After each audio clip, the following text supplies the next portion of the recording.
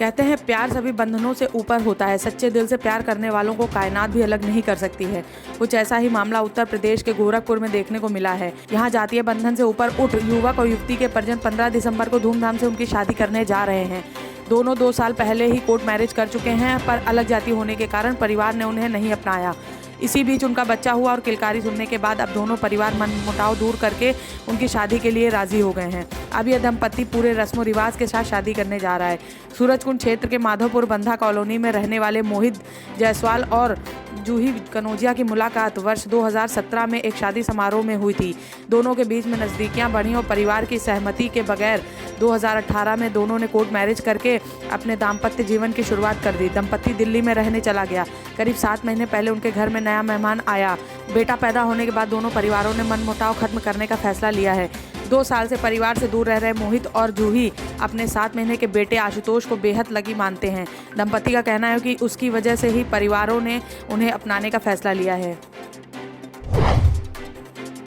Yamuna expressway पर सोमवार रात 12 बजे से वाहनों की रफ्तार कम करने का आदेश लागू हो गया है। 15 फरवरी से एक्सप्रेसवे पर वाहनों की अधिकतम रफ्तार 75 किलोमीटर प्रति घंटा रहेगी। पहले यह 100 किलोमीटर प्रति घंटा थी। भारी वाहनों की 80 की बजाय 60 किलोमीटर प्रति घंटे की रफ्तार की गई है। यमुना अथॉरिटी ने एक्सप्रेसवे का संचालन देख रही जेपी इंफ्राट्रैक व पुलिस को स्पीड के नए नियमों का पालन कराने को कहा है। एक्सप्रेसवे के एंट्री और एग्जिट पॉइंट पर फॉग लाइटें भी लगेंगी। अथॉरिटी के सीईओ डॉक्टर रणवीर सिंह ने बताया कि कोहरे के कारण एक्सप्रेसवे पर हादसों की संख्या बढ़ जाती है। इसी को देखते हुए वाहनों की अधिकतम गति सीमा को कम किया गया। वीकेंड पर ज्यादा वाहनों को देखते हुए टोल बूथ बढ़ाए जाएंगे। एक्सप्रेसवे पर ग्रेटर नोएडा से आगरा तक जगह जगह पर गति सीमा बताते बोर्ड लगेंगे। एक्सप्रेसवे के एंट्री और एग्जिट पॉइंट, टोल प्लाजा व हाईवे पर के किनारे पर सुविधाओं पर वाहन चालकों को इस बारे में पर्चे भी बांटे जाएंगे। हर टोल प्लाजा पर गति सीमा व कोहरे के दौरान सावधानी बरतने की अनाउंसमेंट भी की जाएगी। एफएम रेडियो पर भी संदेश प्रसारित किया जाएगा। एक्सप्रेसवे के किनारे एक नए रिफ्लेक्टिव टेप भी लगाए जाएंगे। ग्रेटर नोएडा में यमुना अथॉरिटी एरिया में बनने वाली फिल्म सिटी के लिए विस्तृत प्रोजेक्ट रिपोर्ट तैयार करने वाली कंपनी का चयन सोमवार रात कर लिया गया है। यमुना अथॉरिटी ने खोली गई फाइनेंशियल बिड में अमेरिका की Coldwell Banker Richard Ellis South Asia private limited company का नाम सामने आया है। चयनित कंपनी को आगामी 60 दिन के अंदर डीपीआर तैयार कर सौंपना होगा। उसके बाद डीपीआर शासन को भेजा जाएगा। बता दें कि यमुना अथॉरिटी एरिया के सेक्टर 21 में 1000 एकड़ जमीन पर फिल्म सिटी बनाई जानी है। फिल्म सिटी में होटल, फूड कोर्ट, स्टूडियो से लेकर शूटिंग के लिए इंडोर व आउटडोर लोकेशन की व्यवस्था की जाएगी।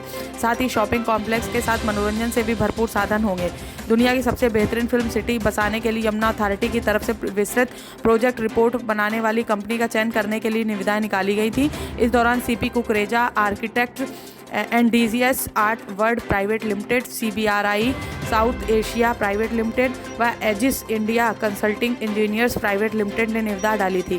खोली गई फाइनेंशियल बिड में CBRE South Asia private limited सामने आई है। अथॉरिटी अधिकारियों का कहना है कि सीबीआरई कंपनी विदेश में स्टूडियो व फिल्म सिटी बना चुकी है। चयनित कंपनी को 14 फरवरी 2021 तक डीपीआर तैयार करके अथॉरिटी को सौंपना है। शासन की अनुमति के बाद निर्माण कार्य शुरू किया जाएगा।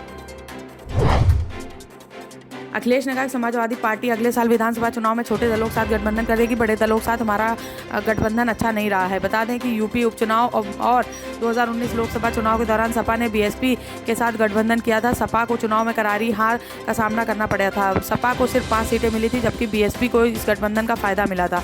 बीएसपी के खाते में 10 सीटें आई थी। परिवार की 3 सीटें कन्नौज, फिरोजाबाद व बदायूं भी हाथ से चली गई थी।